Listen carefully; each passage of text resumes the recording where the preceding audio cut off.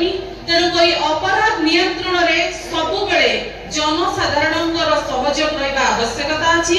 जेउठी police एवं जनसाधारण एकाठी भल संपर्क रखी काम करती से समाज सुरक्षित हो पारे एवं सुंदर हो पारे। मु लास्ट मैं शेष रे कहबी समस्त को ऊपर श्री प्रभुकर